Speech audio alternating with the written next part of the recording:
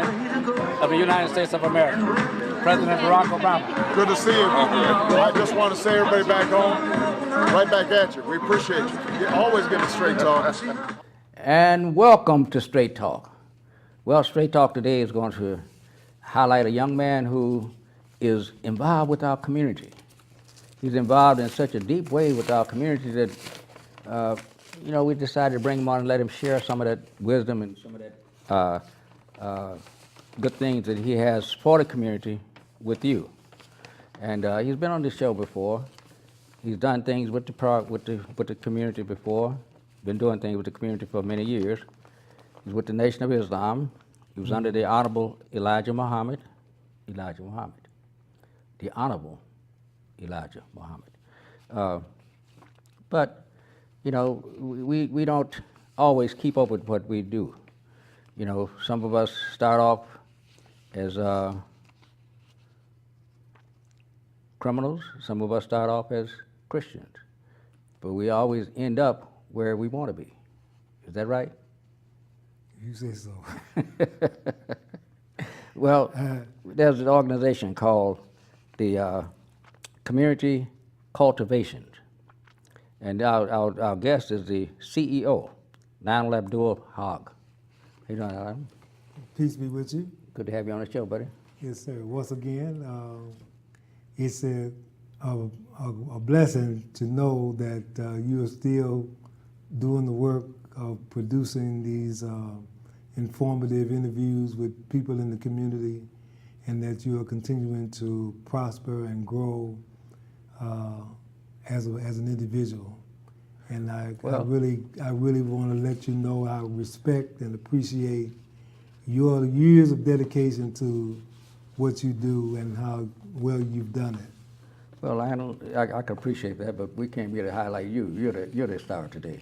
Okay. You're the gentleman who is attempting to bring our children around to some form of sanity. What are you doing with the community now? Well, Community Cultivations Consultants is an endeavor that I've been involved with since the 80s. Yeah, since the 80s. Well, it evolved from the work that I was doing with Imam Warathuddin Muhammad, who was selected me to be his assistant in 1980 to head up a number of human services departments in the community that evolved after his father, the late Honorable Elijah Muhammad, passed. There was a unanimous decision that he would be the next leader, which included all of the major ministers of his father's Nation of Islam. And by 1980, I had developed and become a part of the ministry or the Imam's department. And he put me in charge of human services. And in that capacity, I evolved my own consultant service, which began to produce these little booklets that you see here called Community Cultivations Reviews from the Video Library. And these highlighted some of the things that I was doing to enlighten people about the influence of movies, music, and television on social behavior. Well, what do you think social behavior have stooped to at this stage in our history? Well, there was a movie that was out in the 80s called Dumb and Dumber that I think really captures Dumb and Dumber. Yeah. That captures the reality. One of the things that Imam Warathuddin Muhammad pointed out in my early working with him was the saying that a lot of the rappers was using. Wave your hand in the air. Wave them like you just don't care. And for over 40, 50 years of doing that, we've come to a point where people don't care anymore, and they've lost, virtually completely lost their humanity. And this is what I've tried to focus on. This is my book that is a compilation of some of the reviews that I've done over the years.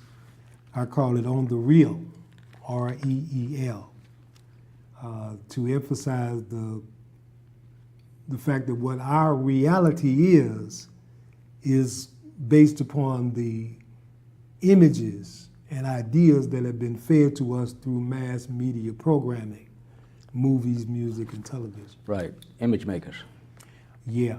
image shakers, image shakers. They try and shape images. And it has led to what another very famous and popular movie, Imitation of Life. Yeah. We actually are living that reality that movie portrayed of a black child trying to identify with the white world. And the white world that they're trying to imitate is one that is created as an illusion, a movie. It's not the reality.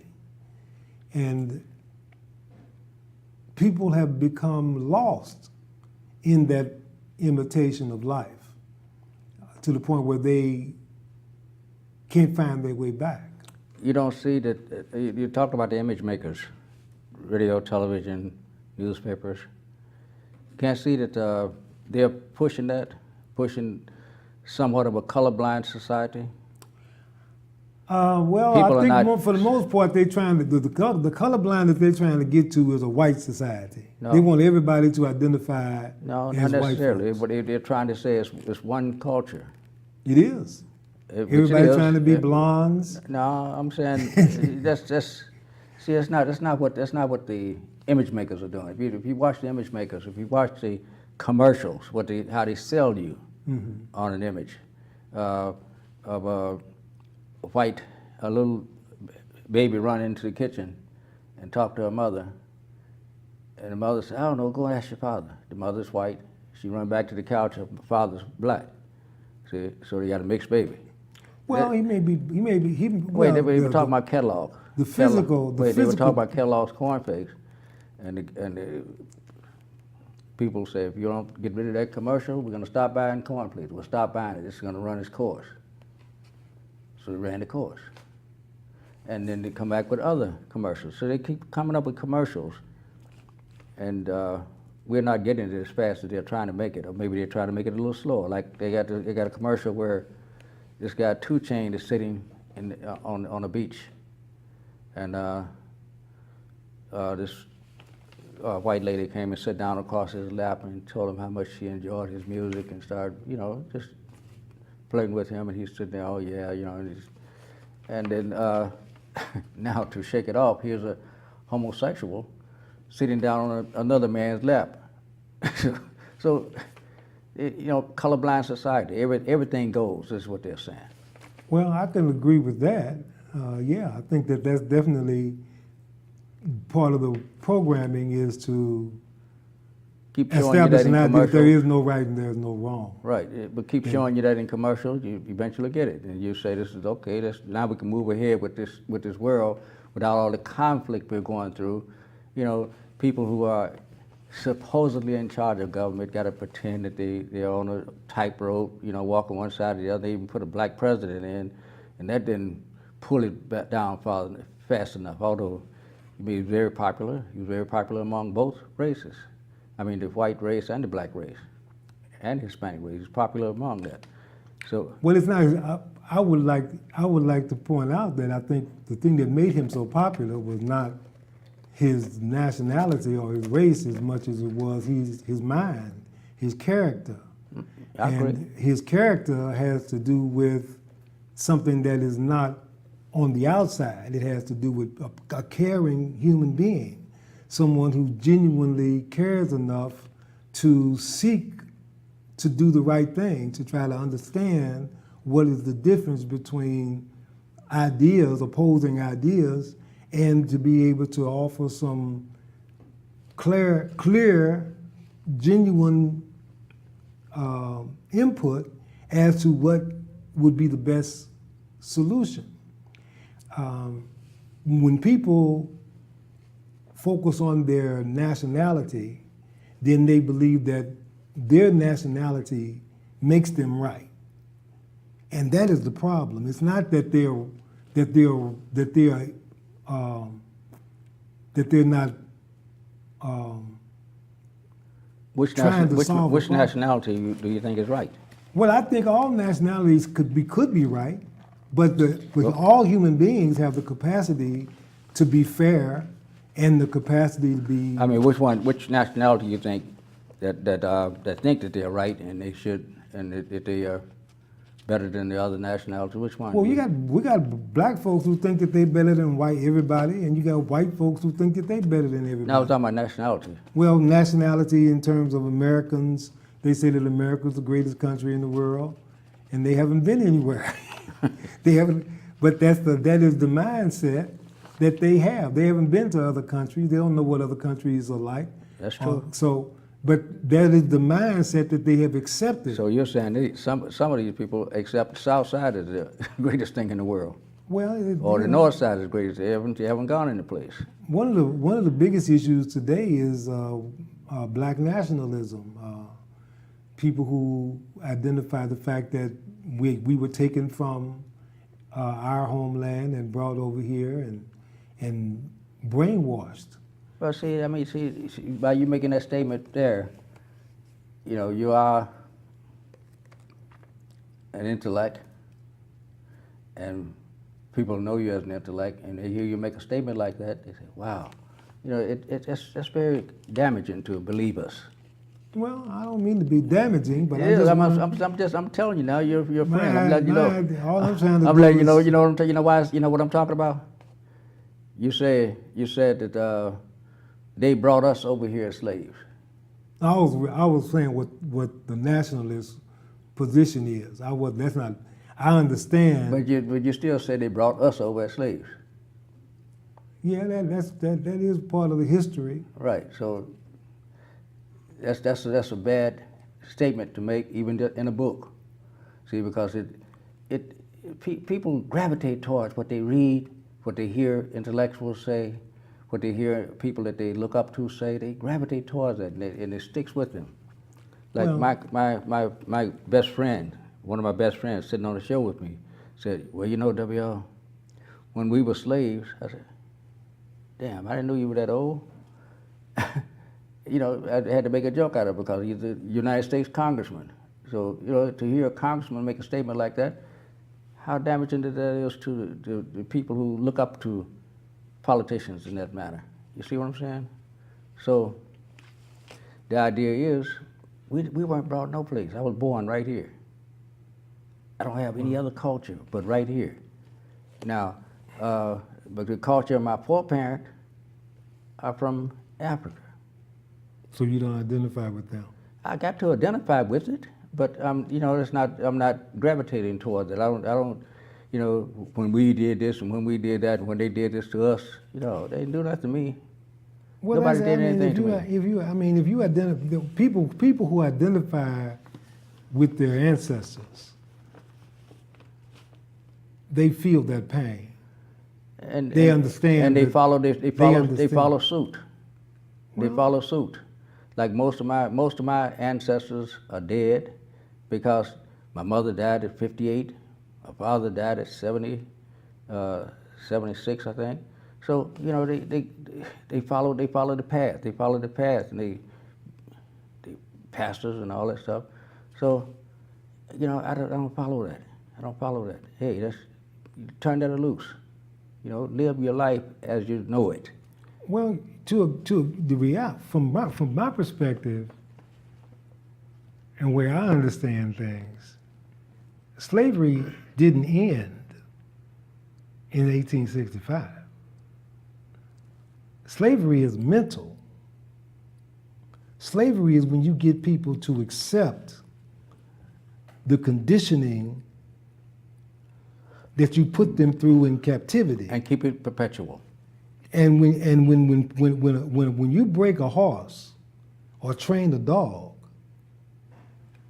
when that dog has been thoroughly trained, you don't have to hold him in captive no more. He's not going anywhere. That is slavery. That's that dog, though. Well, slavery is an institution of conditioning people to accept servitude and a inferior idea of themselves. You're just saying what I know. Okay, so And you're absolutely right. And Okay, that's, so- but so see, we've cleared that. we got to come out of that, though. well, the way you come out of it is to recognize first of all what it is and how it is perpetuated. How is that important? If people look at movies and television, That's why they keep showing you movies like that. if people look at them as entertainment and don't understand that that is conditioning your mind, then they'll never recognize what I've tried to put in my book and in my writings, that there are messages that are in that story, the imitation of life, that has to do with slavery and Right. has to do with perpetuating slavery. But if you just look at it as entertainment, you may cry at how sad the story is, but you're not understanding that there is a message in there about people accepting. That's why Dick Gregory said he saw Jingo 47 times, 87 times. The Jingo, remember that movie, Jingo? Yeah. The Jingo? Jamie Foxx. Jimmy Fox. He said he saw it 87 times. He said, I appreciate that movie. I really appreciate that movie. Well, I appreciate it to a great extent as well. I understand the power of images, and a black man who champions or becomes a hero is not common. It is so uncommon that I can understand anybody appreciating it. However, there are some He killed slave drivers in front of slave drivers. and he didn't care about nothing else but that woman. Right. He didn't care about the slavery that Right. existed at the time. He didn't care about the other slaves. And then you had Samuel L. Jackson in there cussing the boss out and telling the boss, you made you look like a fool up in there. So the character that Samuel L. Jackson played is what Brother Malik Shabazz, who everybody still calls Malcolm X, although I think that's very disrespectful to call a man by a name that he gave up. He said that there was a house nigger and the field nigger, and that there was a time when there was a whole lot of field niggers and very few house niggers. But now we got a whole lot of house niggers and very few field niggers. People who are trying to be free was the field niggers, but the house niggers was the ones who was happy to be in master's house and didn't want nothing else. So we got a situation where we have been conditioned through the images that have been fed to us, the way we've been made to accept that slavery is over. When it wasn't over, when they say they freed the slaves, that meant that they were still slaves. They were just free. A slave is a mindset. Yes, I will say, there's no such thing as a slave. Oh, there are plenty of slaves. I'm saying we We're accepted slave. we accepted that. Like for instance, when our people were brought here, they were brought here. Some were kings, some were queens, they had all kind of titles. They were brought here, and put into slavery. They And were that- put into by- captivity.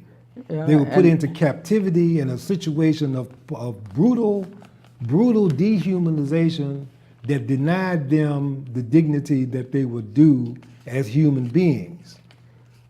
And then they were made to accept a servitude position. a lessening that you can get less punishment if you accept these ideas.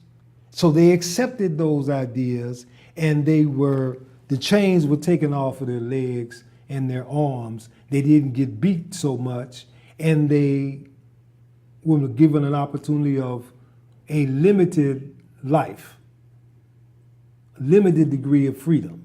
But they were more slaves then than they were when they were in chains, because the ideas that they were accepting in order to get the chains taken off were ideas that made them believe that this is what I'm supposed to be. That's true. And They knew they weren't supposed to be, but they had to pretend that they thought that's what they were supposed to do in order to keep them getting well, beaten. the next generation after that didn't know anything else except that. That's so true. they really believed it Right, was the way it was supposed to be. right. And that the mothers put that into their head because they didn't want to see them killed. yeah. They didn't Well, wanna see 'em that's a mother's instinct, angry. which is why this is called a matriarchal society, is because it caters to the idealism, the spiritual idealism of the female, to provide to have food, to be able to survive, to have comfortable life. But the male would rather die That's true. than to accept something less. And so the idea of a man being in charge of the black family was one of the things that had to be eliminated.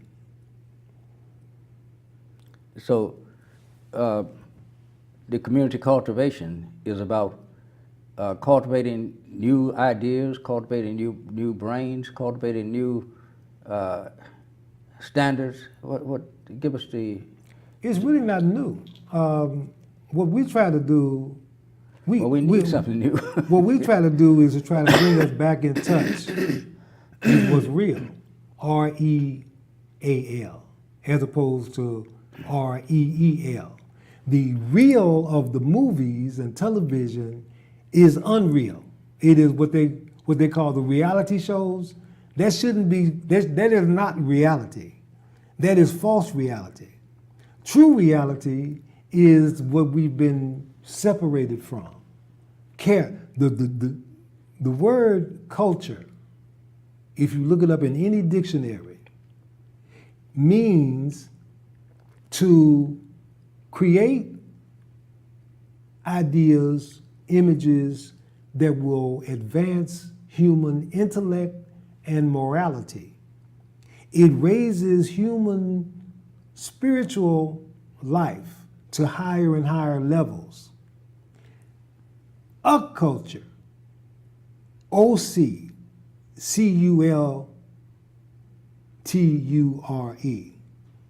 is of the devil. It doesn't raise your level of consciousness. Tell me your concept of devil. Let me finish. Go ahead. It doesn't raise you morally and intellectually. It degenerates you morally and intellectually. And that's what is being perpetuated in the modern world under the guise of entertainment. It is a culture. It is of the devil. It is designed to make us dumber and dumber. It is designed to make us not care about each other, to think that money is almighty. To say that the dollar is almighty is one of the clearest examples of how we've been misled, bamboozled, run amok, and led astray. God is almighty. Money is not God. The fact that they have "in God we trust" on the dollar tells you the God that they are talking about is the dollar. But that is not God. And as a consequence, we have what we have in the modern world today, where we are on the brink of the pit of fire. Okay, we're going to take a break. Give you a chance to exhale after all that. We'll be right back after these few words. Very good so far. Yes, sir.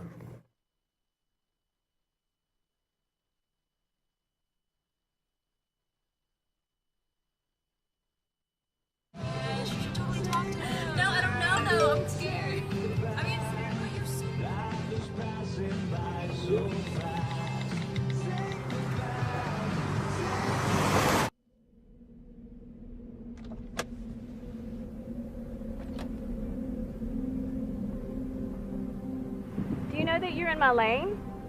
No, not at all. Are you not paying attention? Are you texting? I was just checking in with my mom. I was telling her that I thought we'd be home by 6. It's okay. There's enough time.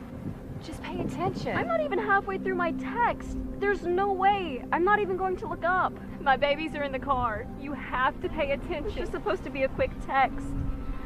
I'm so sorry.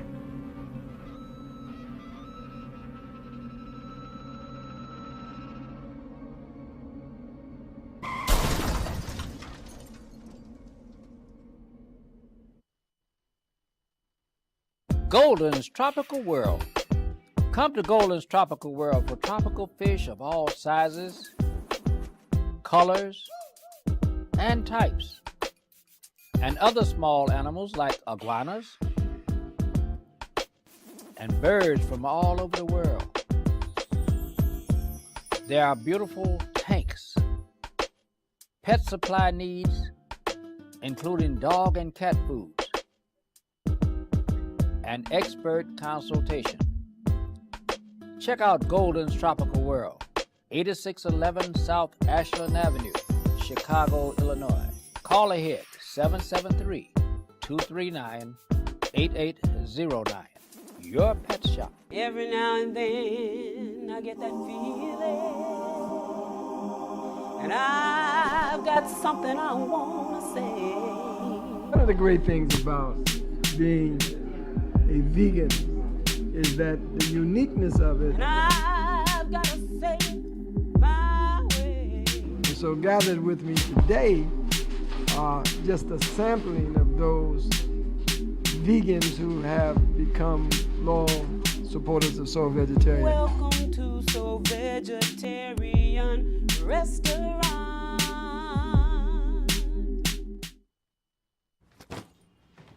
Hart, what's going on? I'm leaving. Why? What did I do? Not enough. You constantly ignore me. You barely eat anything healthy. You're half as active as you used to be. The pressure is just too much. I quit. Okay, I get it. I'll do better. Just please, don't leave. Okay. But remember, if I go, you go. Listen to your heart. Don't let it quit on you. Uncontrolled high blood pressure could lead to stroke, heart attack, or death. Get yours to a healthy range before it's too late.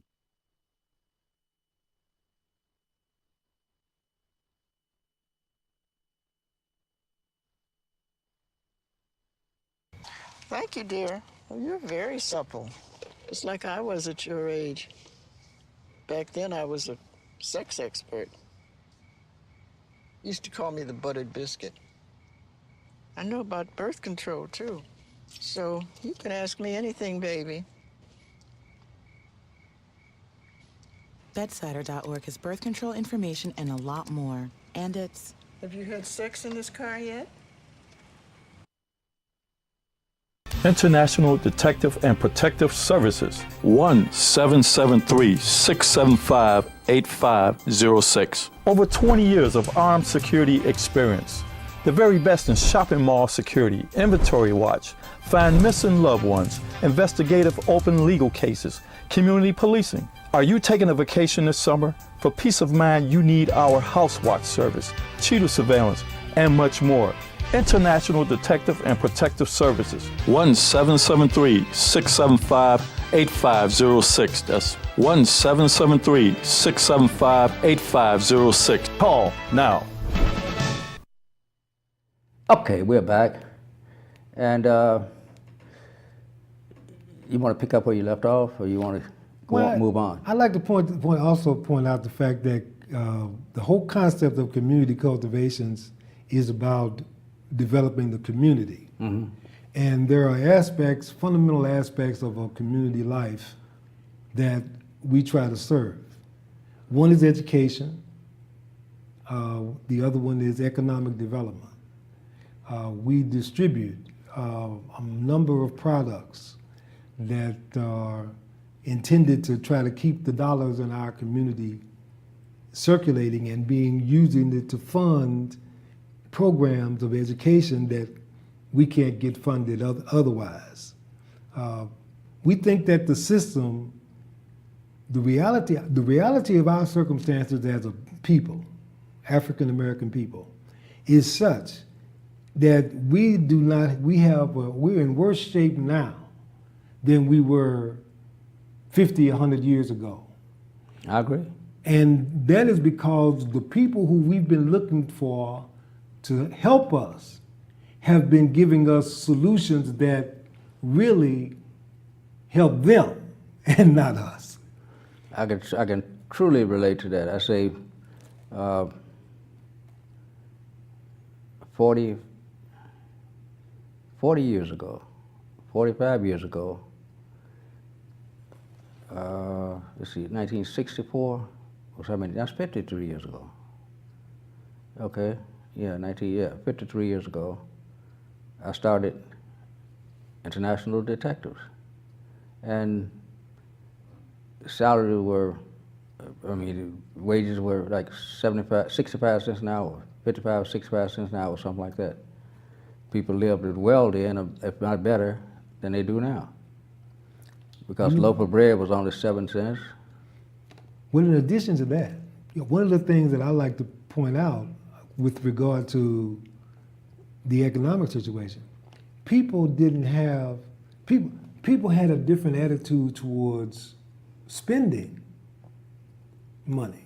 And they had a different attitude well, it had to be different because things were, you can get a dozen eggs for what, less than 50 cents. Yeah, well, that's true, but it wasn't so much the amount as much as it was how we distributed and how we used what we had. Yeah. People had a greater sense of economy. People wanted to save. People wanted to. They had to save. That was my point right there. They weren't greedy. My point was they weren't so materialistic that they had to have everything that they saw on TV. Right.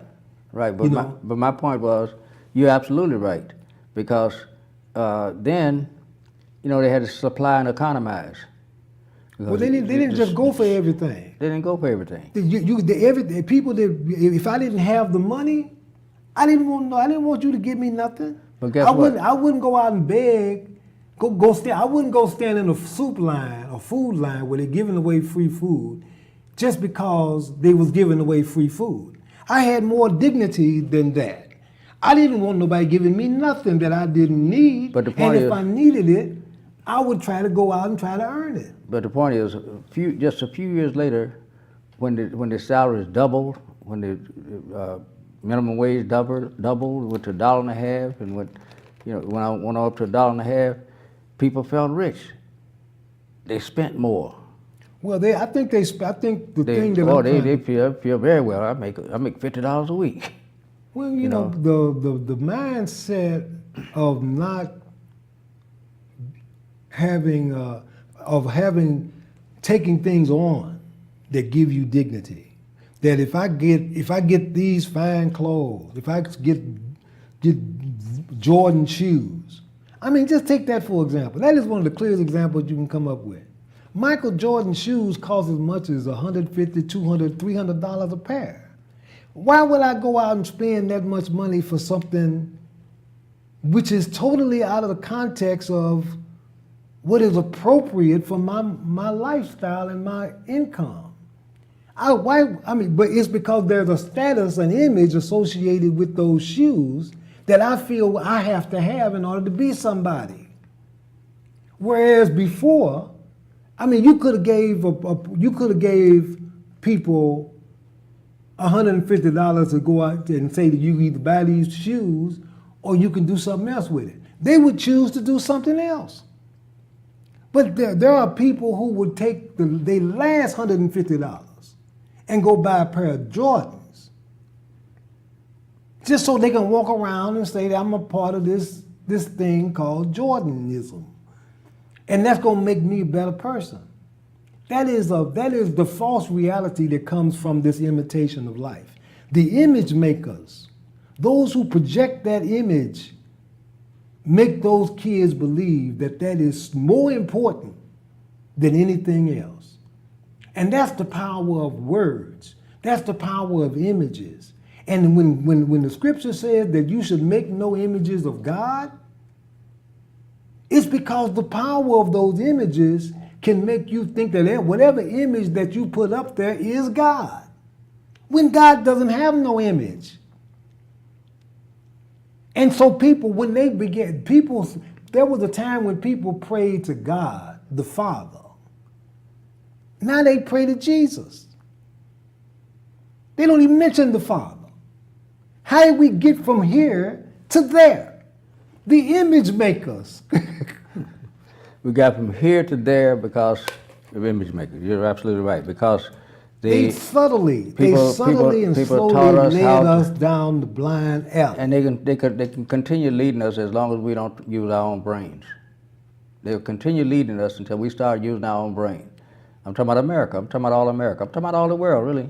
Not just the black culture or the white culture or the brown culture. I'm talking about all cultures. Human beings have been misled. Right. You know, and another point is this idea of fun.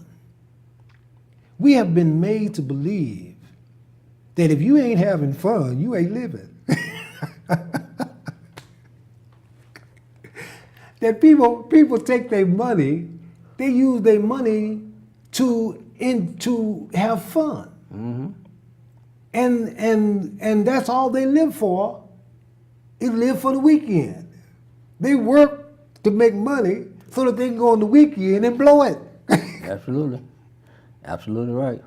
And they save all year round so that they can go on a vacation and blow it. No, they save all year round. No, they don't save all year round for this. I was going to say they save all year round for Christmas too, but they don't save. They just spend what they got, spend everything, go into debt. It's all part of fun. If you turn on your TV in the morning and listen all day and count the number of times the word fun is used, you'd be amazed. In fact, the word amazement, the word amaze has become a very popular word in the modern culture. But if you understood what amaze means, you wouldn't want to be amazed so much. Because amaze means to bewilder, to confuse, to disorientate, and to take you out of reality. This is where we are today, where we don't care, wave our hand like we don't care, where we don't care about each other, where people they walk around with their pants down, showing their butt. They even got women now walking around with the crack of their butt showing. White and black. This is a clear illustration of how we have been misled, bamboozled, run amok, and led astray. And what we try to do with community cultivation... You left hoodwinked out. What we try to do with community cultivations is to illustrate how they've done that. To take the same movie that you think is just fun and games and show you the psychological and demoralizing messages that are right there on the screen. Take, for example, Batman. The movie Batman has made popular the illustration. You see people walking around with the Batman shirt on, and it's got the image of the bat sign. But very few people understand what that is. They have the Superman emblem with the upside down pyramid and what looks like an S. But that's a snake. That's not an S. That is clearly a snake. You can see the eye in the snake on that image. The Batman is a bat that is blocking the light of the moon, a full moon. The full moon, in the context of scripture and metaphors, represents the development of the human consciousness from infancy to maturity. And to block that with the image of a bat is to use fear as a major instrument to block and dehumanize people and keep us from seeing the fullness of our human development. And Batman is a symbol of fear and intimidation, brutal, hard, heavy-handed authoritarianism, where we're going to lock you up forever. We're going to put you in a dungeon, solitary confinement for years. The whole prison concept comes out of medieval Europe. The penal system is based on punishment. It's not based on correction. But you don't think we should have a penal system? I think we should have a correction system. We should have a correctional institution. But you can't correct. You can correct. You sure ain't gonna correct nobody by treating them like an animal. Well, no, you're not supposed to treat them like well, animals. Well, that's what's happening. That's what's been happening. That goes all the way back to medieval Europe, where they used to put you in a machine and torture you. Well, we don't have that now. We're still doing torture. Where? Solitary confinement is torture. It is cruel and unusual You did something to get put there. Yeah, well, a lot of the crimes that are committed are economically based. Well, they ain't got nothing to do with me. Well, that's you. I'm not talking about you personally. What I'm saying. But there are a lot of people who have to, who have been made to believe that the only way they can make it is through criminal activity. All right, then they suffer the consequences when they get caught. But those who have civilized and humane understanding know that we need to correct these problems, and to correct these problems, you can't do it by punishing people and making them worse. Oh, I don't see you there because, see, I worked in the penitentiary myself. That was my first law enforcement job, was in the penitentiary. Well, don't defend yourself now. Doesn't have because you didn't create the system. Doesn't have anything to do with defending. I'm only saying that we weren't there to punish anyone. We were told. You were told. Our training was, these people are here as a punishment, not to be punished. They're put here as a punishment. That is the same thing. Not to be punished. That's the same thing. What do you mean? If you're saying the same thing. If it is a punishment. No. If it is a punishment. Okay. They're there as a punishment. Okay, just them being there as a punishment. We don't have any right to go and try and punish them to do it for anything. In additional. Okay, but that's what's happening. I didn't see it. Well, I did. I sure did. You probably messed up. No, I mean what you call when you go through if you go to the jail system today, you are treated as a criminal even if you haven't been convicted yet. You've been arrested. You go through the system. What's that? You don't know. You haven't been convicted. You haven't even been to court. You haven't even got a chance to make bond. But you go through that system and you are treated just like you're treated like a criminal. I know where you're coming from on that because as a police chief, I would not allow that to happen under my watch. Okay. And people understood. I'm not trying to get you to defend yourself. I'm just talking about the system as a whole. I'm defending the system. Okay. Like right now, Leroy Johnson has put the word out there. I think he's put the word of fear out there because, I'll give you an example. I was stopped by a policeman for no reason. I pulled up to a stop sign and stopped. And then I started to pull off and I saw this squad car creeping down the street, going the wrong direction. So I pulled up to the edge of the street and stopped. He pulled down in front of me, stopped right in front of me, and backed up. I saw he sees what he's looking for, so I went on to the intersection. This guy came behind me and stopped me. Now, this is before Johnson. Asked for my driver's license and stuff. I gave it to him. I said, "Now that you have my credentials," I said, "why did you stop me?" He said, "You failed to stop at a stop sign." Looked me right in my eyes and said, "You failed to stop at a stop sign." And I said, I started laughing. And it was just funny the way this guy looked right in my eyes and said that. And I started laughing, and he said, "What's funny, sir?" I said, hold it, let me get my composure. I said, let me ask you again. I failed to stop at the stop sign? Yes, in fact, we drove very slowly so you can go on through. And I said, and I started laughing again, fiercely then. And he looked at me and said, "Are you a policeman?" I said, "Not now." I said, "I'm retired." I said, "I'm a private detective. Can I see your credentials?" I said, "Sure." So I gave him my credentials. "I'm sorry, sir," and he left. So I knew what his plan was.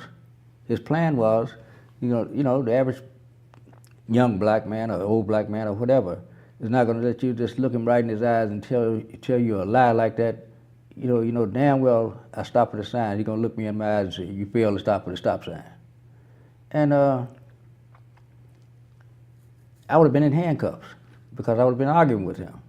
You understand what I'm saying? Now you go to jail for nothing. So I know you had that stuff happening. But now Leroy Johnson put the word out there. I mean, Leroy, the new superintendent, put the word out. He's trying to lock up some other people. He's trying to get some. I was stopped for going out one way the other day. Went out the one way, and the policeman walked up. "I'm sorry for stopping you, sir, but we saw you come out of the one way.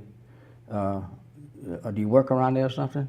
I said, "Yeah, my office is right there on the corner." "Okay, I'm sorry, I thought so." He went on back and got in his car. See?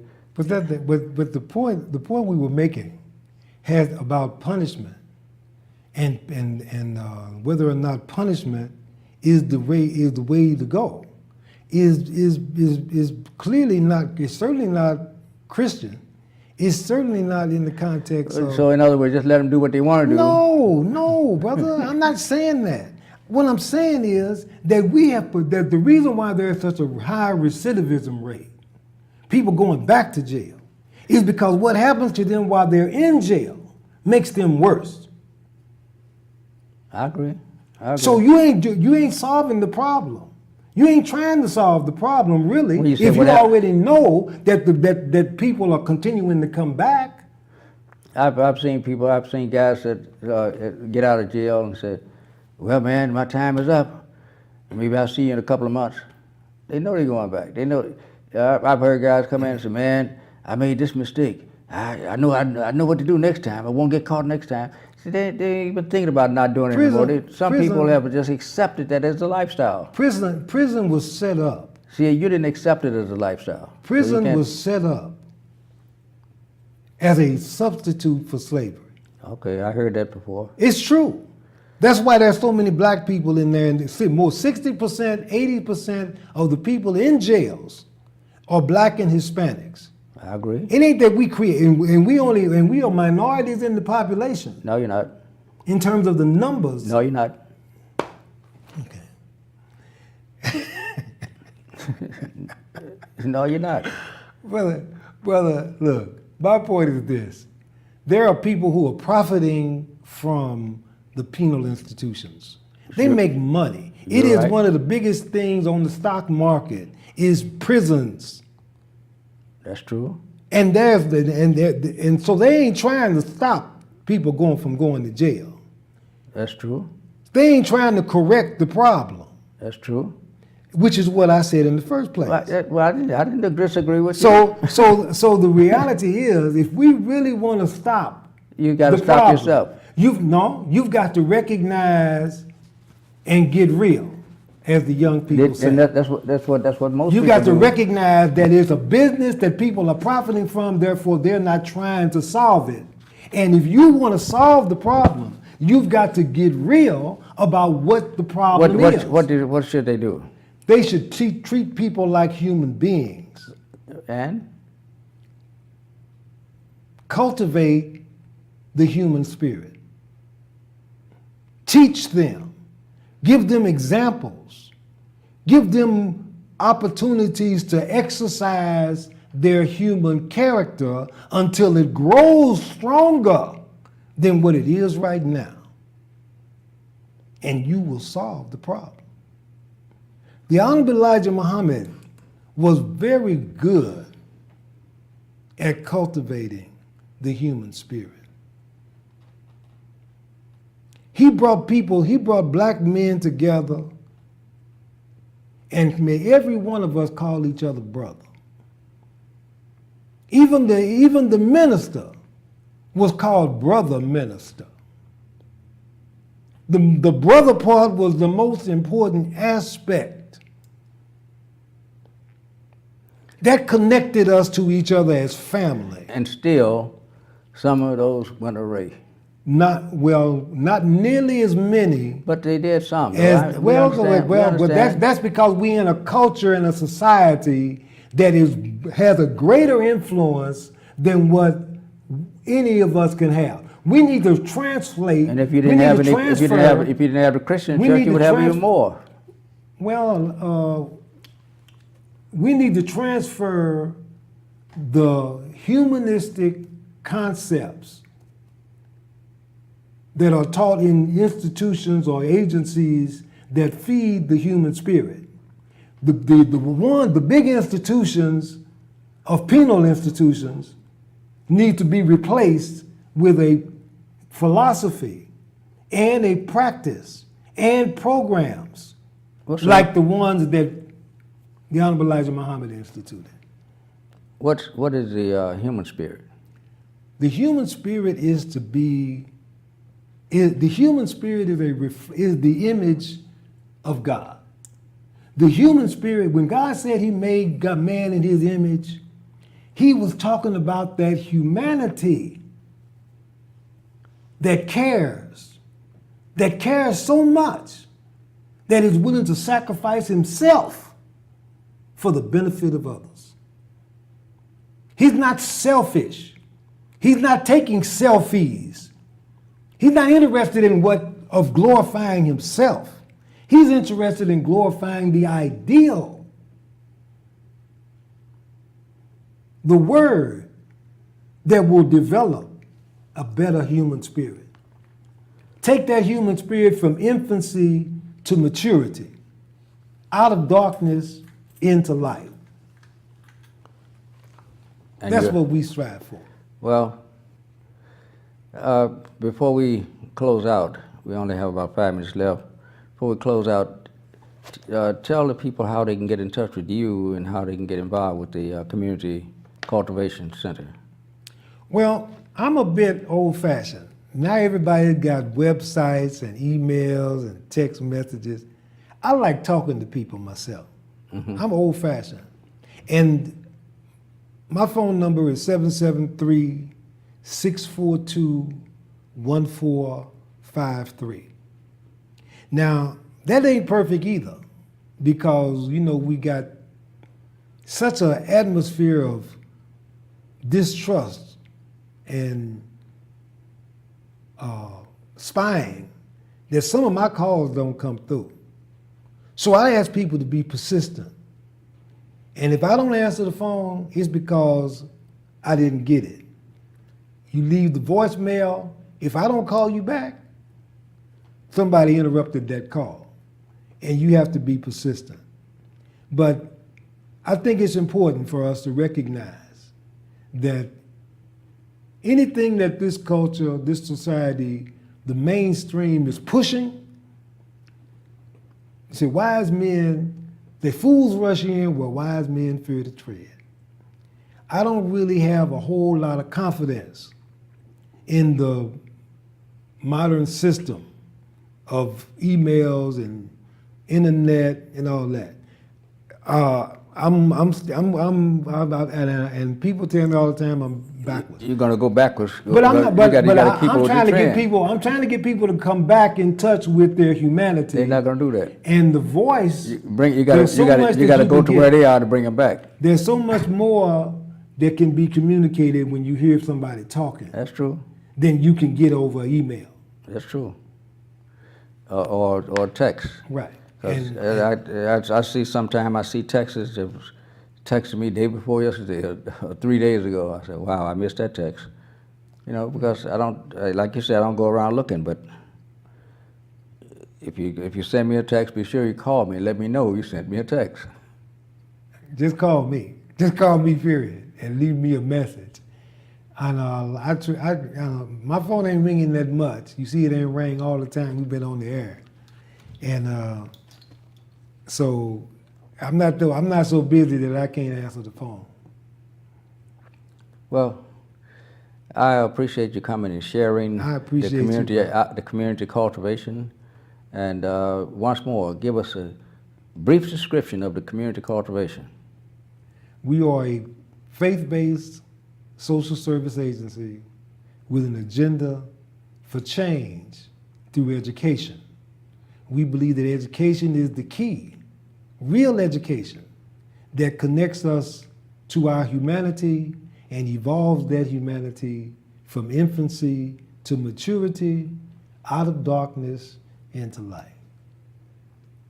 Well, I thank you very much, ladies and gentlemen, for joining us on Straight Talk and partaking of this lesson from Lionel. He has been around for a while with the Nation of Islam. Like you say, he came up under the Honorable Elijah Muhammad and still doing his thing. If you want a new hat, give him a call. We'll see you this time again tomorrow on Straight Talk.